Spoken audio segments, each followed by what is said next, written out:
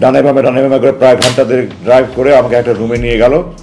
রুমে নিয়ে গিয়ে আমাকে তারা চোখ হাত খুলে দিল এবং আমাকে একটা পায়জামা দিল, একটা লুঙ্গি দিল, বলে আপনার কাপড় পাল্টে দেন। তো আমি কাপড় পাল্টিয়ে ওগুলো দিয়ে দিই, আমার প্যান্ট শার্ট পরানো ছিল ওগুলো দিয়ে দিলাম। আমাকে আমার পায়ে আমার পরনে একটা স্যান্ডেল ছিল যেটা আমার বাবা পরতেন, আমার বাবার স্মৃতিস্বরূপ আমি স্যান্ডেলটা পরতাম।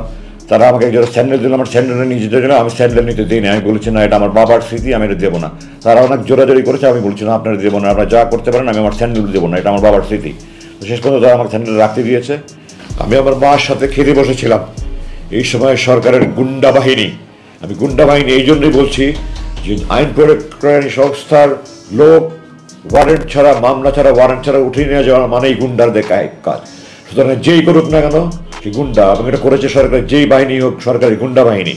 সরকারের গুন্ডা বাহিনী আমার বাসায় আসে এবং তাদের মধ্যে যাকে আমার একজন অফিসার বলে মনে হয়েছে, আমি 30 বছর একটা বাহিনীতে চাকরি করেছি, আমি পোশাক দেখলে বলতে পারি কে অফিসার কে নিম্ন পদবীর কর্মকর্তা।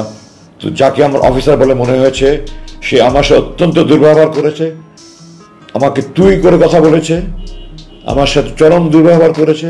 আমি তাদেরকে জানতে চেয়েছি আপনারা কারা, আপনাদের পরিচয় কি, আপনাদের পরিচয়পত্র দেখান। তারা আমার কথার জবাব দেয়নি। আমি বলেছি আপনারা আইন প্রয়োগকারী সংস্থা নাকি, আপনাদের আইন প্রয়োগকারী সংস্থা, আপনারা পরিচয়পত্র দেখান। কোনো জবাব দেয়নি। আমি জিজ্ঞাসা করেছি আমার বিরুদ্ধে কোনো মামলা আছে, কোনো ওয়ারেন্ট আছে? মামলা ওয়ারেন্ট ছাড়া আমাকে আপনারা গ্রেফতার করতে পারেন না, আপনারা আমাকে উঠিয়ে নিয়ে যেতে পারেন না, আপনাদের পরিচয়। তারা আবার কোনো কথার জবাব না দিয়ে খালি বলছে হাত দেন, হাত দেন, হাত দেন, হাত দেন, হাত করা হাতে নিয়ে বসে আছে, হাত দেন, হাত দেন, হাত দেন।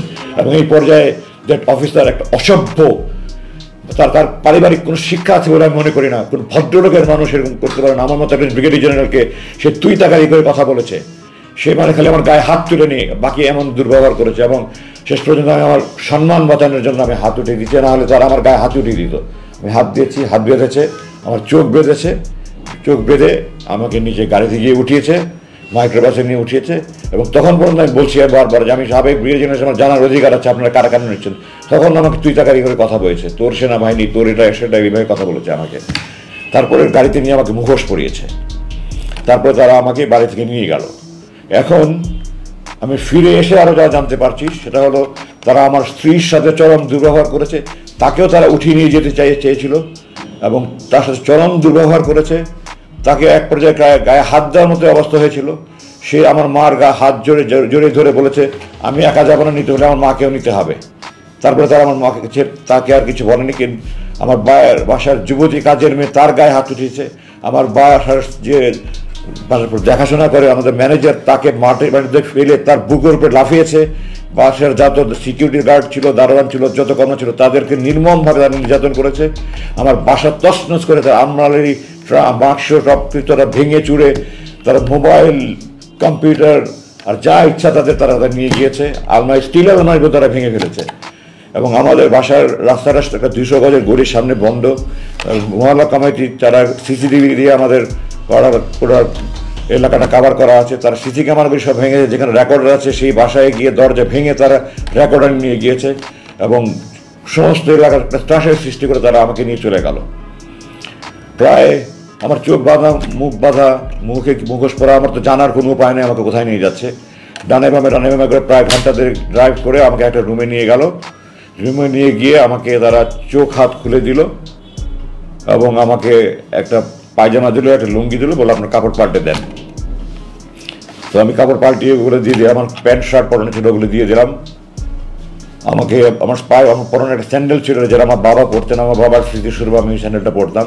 তারা আমাকে একজন স্যান্ডেল দিল, আমার স্যান্ডেলটা নিয়ে যেতে গেলে আমি স্যান্ডেল নিতে দিই না, আমি বলছি না এটা আমার বাবার স্মৃতি, আমি এটা দেবো না। তারা অনেক জোরাজোরি করেছে, আমি বলছি না আপনারা দেবো না, আপনারা যা করতে পারেন, আমি আমার স্যান্ডেল দেবো না, এটা আমার বাবার স্মৃতি। তো শেষ পর্যন্ত তারা আমার স্যান্ডেল রাখতে দিয়েছে। তারপর আমাকে খাবার দিয়েছে তারা, এক প্যাকেট বিরিয়ানি। তখন কি বিরিয়ানি খাওয়ার মতো কোনো মানুষ সাথে থাকে? আমি খাবারের তো খেতে খাইনি তখন পর্যন্ত, আর বিরিয়ানি তো কেন, আমি তো তখন মৃত্যুর আশঙ্কা করছি। আমি গাড়িতে জিজ্ঞাসা করেছিলাম আপনারা কি আমাকে ক্রস ফায়ারের জন্য নিয়ে যাচ্ছেন? তো আমার পাশে থেকে একজন বললো না, আমাদের উপরস্থ কর্তৃপক্ষ আপনাদের কথা বলবে, কথা বলা শেষ হলে আপনাকে দিয়ে যাবো আমরা।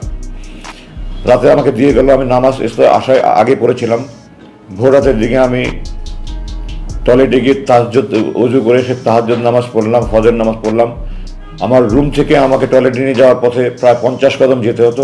আমার 2 হাত বেঁধে, চোখ বেঁধে, তারপর মুখোশ পরিয়ে আমাকে নিয়ে যেত। টয়লেটের ভিতরে গিয়ে খুলে দিত, বাইরে দিয়ে তারা টিনের দরজা বন্ধ করে তালা মেরে রাখতো। আমার কাজ শেষ হয়ে আমি নক করলে তারা দরজা খুলে এসে আবার চোখ বেঁধে হাত বেঁধে মুখোশ পরিয়ে নিয়ে আসতো। রুমে এসে আমি তাহাজ্জুদ পড়ে আল্লাহর কাছে খুব কান্নাকাটি করলাম। আর সারা রাত আমি এই আতঙ্কে আছি, একটা আপায়ের আওয়াজ শুনলে আমি মনে করছি এই বুঝে আমাকে ক্রস ফায়ার নিয়ে যাচ্ছে, এই বুঝে আমার ক্রস ফায়ার নিয়ে যাচ্ছে। আমাদের সে গুম মানেই তো ক্রস ফায়ার, এটাই একটা চিরাচরিত হয়ে আসছে। সারা রাত আমি তাহাজ্জুদে আল্লাহর কাছে চোখের পানি ফেলে কান্না করলাম, আল্লাহ এই নামাজ যদি আমার শেষ নামাজ হয়, আর জালেমরা যদি আজকে আমাকে জালেমদের হাতে আমার মৃত্যু রেখে থাকে, তুমি আমাকে শহীদের মর্যাদা দিও, আর আমার লাশ যেন কুকুর বিড়াল না খায়। আল্লাহ আমার লাশটা অক্ষত অবস্থা আমার স্ত্রী সন্তানদের কাছে পৌঁছে দিও।